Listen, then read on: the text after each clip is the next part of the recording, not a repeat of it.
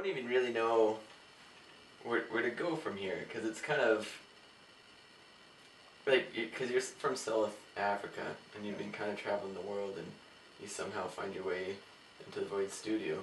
Like, how did you get here? Well, I've been traveling for a bit, and I've been working for a company called Free and Easy Traveler, which is a Canadian company. And that's how I made some friends in Canada. Like, people have been out on my trips for the last 4.5 years. Yeah. And made loads of good friends, including Adam Schrader. And you obviously know who that is, and he introduced me to you a couple of weekends ago, and I guess that's how I got here. Well, and that's, yeah, like, you know, because, like, yeah, I met you up at the cabin, and then Adam was like, man, you gotta put Burtis on, like, Burtis is good, like, he has, like, a following in Edmonton, and, like, so how, like, did that, like, a following in Edmonton from, like, an artist that, like, you've only been in Edmonton for 4 days. For 4 days, maybe, but you already have, like, a following. Yeah, it's through the trips that we do. I always travel with my guitar. So when we're in Southeast Asia on random beaches and just traveling around, like, I'll play some tunes, and I recorded a CD 3 years ago, which I sneakily sell to people for extra cash on the trips. So I just get them into it over the 40-day trip, and then by the end of it they like it, and I sell the CDs inside. And so a few people, I won't call it a following, I guess, but like a few people know about that. Yeah.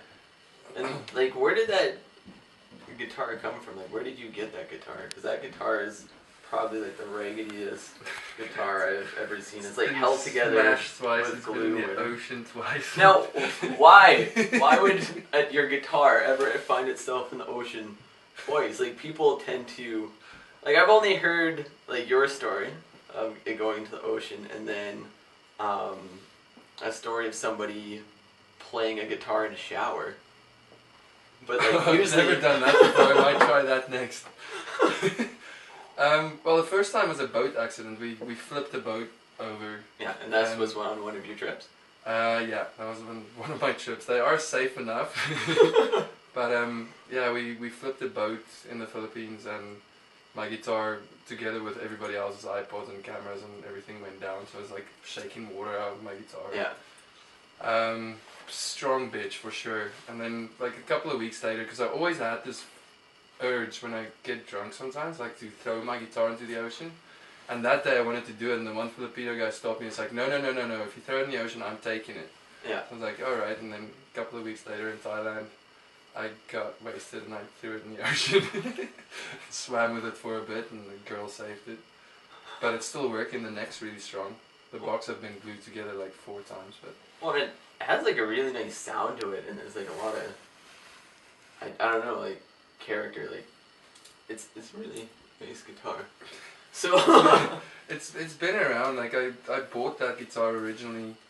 I used to play drums in a band. Yeah. But I have a lot of friends that's really good guitarists, and we would get to parties, sit next to a fire, and it's like, hey, somebody play guitar, and they always says like, we didn't bring guitars. Yeah. So I actually bought this guitar. I could play a little bit at the time, but I bought that to take to parties to put in other people's hands. Oh, okay. So they'll go, it's like, no, we don't have guitars here. I was like, yes, we do. And then we would make them and keep on traveling with it. That's awesome. And then you've recorded like a CD. Like, how did that come together for you? I'm a very slow writer, but I think it's 3 years ago. I had a few songs together, and I just wanted to sort of, I don't know, it feels like you sort of like just close a chapter when you just put them on a CD, and then you can like start writing new stuff sometimes. So I just rented a house, or it's actually one of my sister's friend's house in South Africa, an old farmhouse, 100 years old.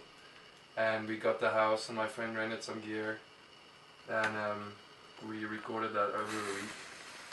Nice. So it was just a small little project, but it turned out okay.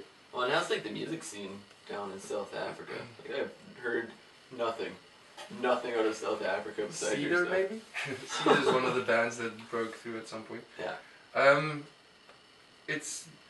There's really good music, but there's not a huge market for it.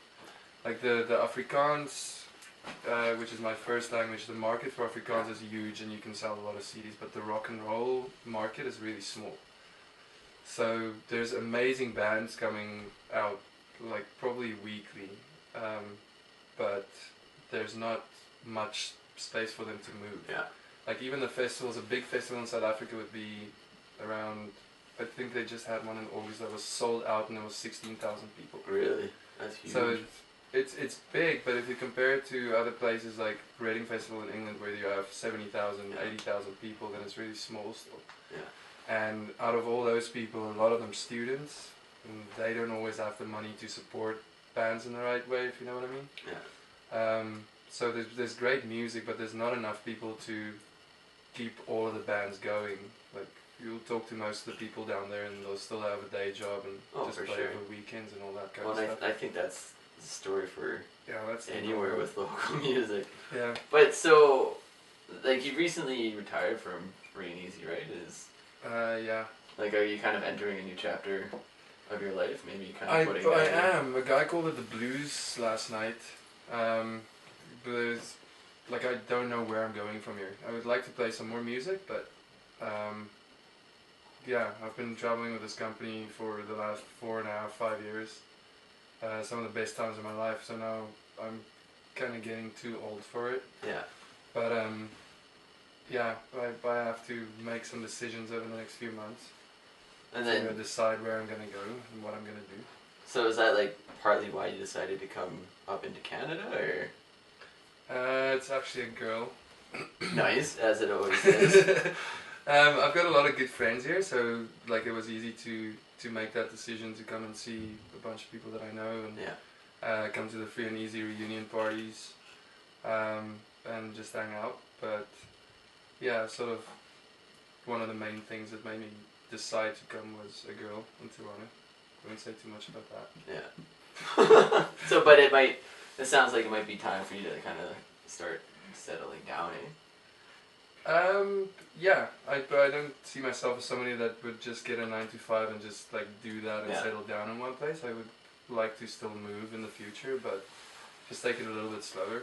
Okay. I've been on the road for the most of 7.5 years, so time to join a society of writers or something random in a spot and see people a bit more often. Yeah. So then are you looking at taking your music to the kind of next step or pursuing it a bit more? I would like to. It will take a lot of dedication because I struggle with certain things that other people pick up a little bit quicker. Yeah. I don't have a problem with writing lyrics too much, but to put the music with it is a challenge for me. So I would like to put more time into it, but I guess just as I've been taking it over the last few years, just sort of like step by step and see if it goes anywhere. Or